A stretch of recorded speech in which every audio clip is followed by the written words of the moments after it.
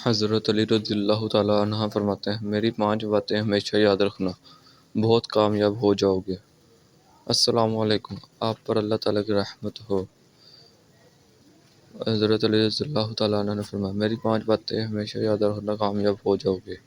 پہلی بات، اللہ تعالیٰ کے علاوہ کسی سے کوئی امید نہ رکھنا، کیونکہ اللہ پاک کے علاوہ کوئی بھی ذات نہیں جو کہ تمہاری امیدوں کو پورا کر سکے۔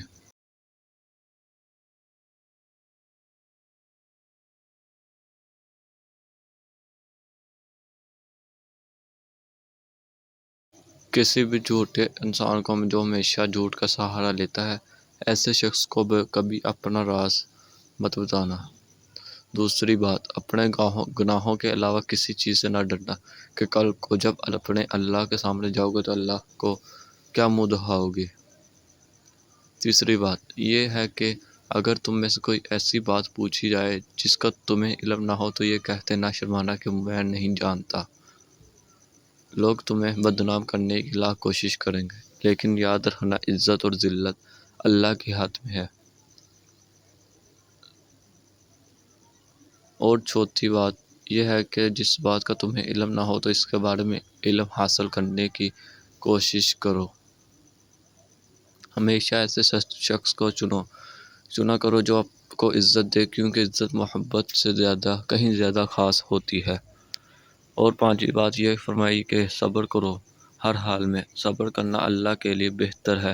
صبر ایمان کا حصہ ہے، بلکہ یہاں تک فرمایا کہ صبر کا مقام ایسا ہے کہ جیسا کہ بدن میں سر کا مقام ہے۔ جو تم کو خوشی میں یاد آئے تو سمجھو تم اس سے محبت کرتے ہو، اور جو تم کو غم میں یاد آئے تو سمجھو وہ تم سے محبت کرتا ہے۔ سچائی ہمیشہ خاموشی رہنے والے انسانوں کے اندر ہی ملتی ہے۔ جھوٹ بولنے والے تو ہمیشہ شور مچاتے ہیں۔ بچپن سے سکھایا جاتا ہے کہ اللہ سے ڈرو، لیکن یہ غلط ہے۔ اللہ سے اتنی محبت کرو کہ اس کی ناراضگی سے ڈرو۔ تمام رشتوں میں سب سے کمزور رشتہ تمہارے جسم اور تمہاری روح کا ہے، نہ جانے کس وقت اور کہاں ٹوٹ جائے۔ کسی کے لیے حد سے زیادہ پریشان مت ہو، کیونکہ جب اللہ تعالیٰ بہتر سے دور کرتا ہے تو بہترین سے نوازتا ہے۔ اللہ آزماتا ہے اس چیز سے جو تمہیں بہت پیاری ہوتی ہے، تاکہ اس چیز کے ملنے کی طلب تمہیں اللہ سے بنا دے۔ صرف 2 لوگوں کو اپنا آپ کو صحیح طرح سمجھ سکتے ہیں، ایک وہ جو آپ کے حالات سے گزرا ہو، اور دوسرا وہ جو آپ کی شدید محبت کرتا ہو۔ اپنے الفاظ کے غلام بننے سے بہتر ہے کہ اپنی خاموشی کے حکمران بن جائیں۔ انسان کو اللہ کی محبت تب نظر آتی ہے جب اسے دنیا کی محبت تھکا دیتی ہے۔ تم وہ مانگتے ہو جو تمہیں اچھا نظر آتا ہے، مگر اللہ وہ دیتا ہے جو تمہارے لیے بہتر ہوتا ہے۔ تعلق برقرار رکھنا ہو تو اچھائی بیان کریں، اور تعلق ختم کرنا ہو تو سچائی بیان کر دو۔ جب تم بغیر کسی وجہ سے خوشی محسوس کرو تو یقین کر لو کہ کوئی نہ کوئی کہیں نہ کہیں آپ کے لیے دعا کر رہا ہے۔